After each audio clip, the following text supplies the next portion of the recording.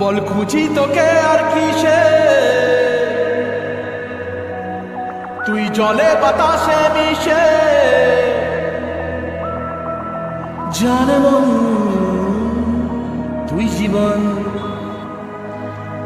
জানে মন তুই জীবন। হ্যালো বন্ধুরা, ফাইনালি আমরাও আজকে চলে আসলাম সেই ঝুলন্ত ব্রিজ দেখতে, যেটা গাজলডোবায় নতুন হয়েছে, গাজলডোবা ভোরের আলো। তো ব্রিজটা তো সত্যি মানে আমি এতদিন ফটো সবারই অনেকজনের ভিডিওতেই দেখছিলাম, তো আজকে ফাইনালি আমিও সামনাসামনি দর্শন করে নিলাম। তো না, খুব সুন্দর, মানে সুন্দর বানিয়েছে, খুব সুন্দর বানিয়েছে। তো আমি অনেকজনের মুখে শুনছিলাম যে এটা নাকি মানে হাওড়া ব্রিজ তার কপি। তো সত্যি দেখে তো তাই লাগলো যে এটা অনেকটা কপি, কিন্তু মানে ভালো, খুব সুন্দর বানিয়েছে, যে বানিয়েছে মানে দারুণ বানিয়েছে, দেখার মতন জায়গা। তো আমি এই হেঁটে হেঁটে একটু দর্শন করতে চলে আসি, তোমাদেরকেও দেখাচ্ছি, দেখতে থাকো। খুব সুন্দর লাগছিল ব্রিজটা, আর আমি মানে কি বলবো, আমাকে এত এক্সাইটেড লাগছে যে আমি ছিল, আর অনেকটা মানে নিজেকে কন্ট্রোল করতে পারছিলাম না, এত সুন্দর একটা জায়গা। আর সাইড থেকেও ভিউটা খুব সুন্দর লাগছিল, আর আমি চাই সেটা দেখার জন্য সাইডে যেই মানুষদের হাঁটার জায়গাটা বানিয়েছে, এইটা হাঁটার জায়গা, এটা থেকেও আমি সাইড ভিউটা দেখার জন্য এদিকে চলে আসলাম। খুব সুন্দর, খুব সুন্দর, মানে কি বলবো, খুব সুন্দর বানিয়েছে। আর মানে কি বলবো, উফ, সত্যি তোমরা যারা যারা ভিজিট করোনি এই জায়গাটা, অবশ্যই অবশ্যই মানে খুব যত তাড়াতাড়ি পারো সে দেখে যাও, এত সুন্দর জায়গা, মানে ওয়াও।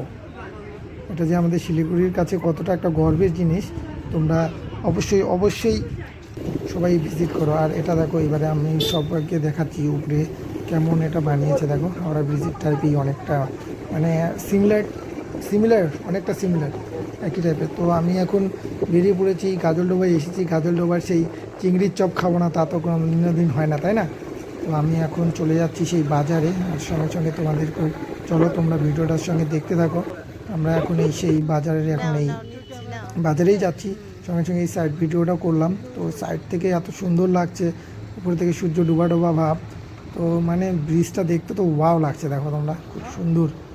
তো আমরা এখন এই বাজারে ঢুকে গেলাম, বাজারে ঢুকেই দেখছি চিংড়ির চপ অনেক, মানে এখানে তোমরা বলতে পারবে খালি চিংড়ির চপ না, চাউমিন, মোমো, তারপরে যেটা থাকে অনেক রকমের ভ্যারাইটি ফিশ, তোমরা যার যেটা ইচ্ছা হয় খেতে পারো।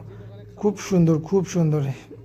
এখানে ক্র্যাবও বিক্রি করে, ক্র্যাবের আমি যতটা দাম শুনলাম 100 টাকা করে নেয়।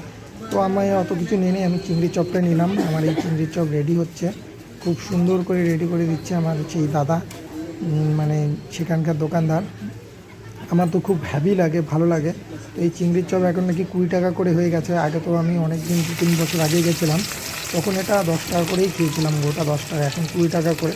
যদিও হওয়ারই কথা, কারণ এখন সব কিছুরই দাম বেড়ে গেছে।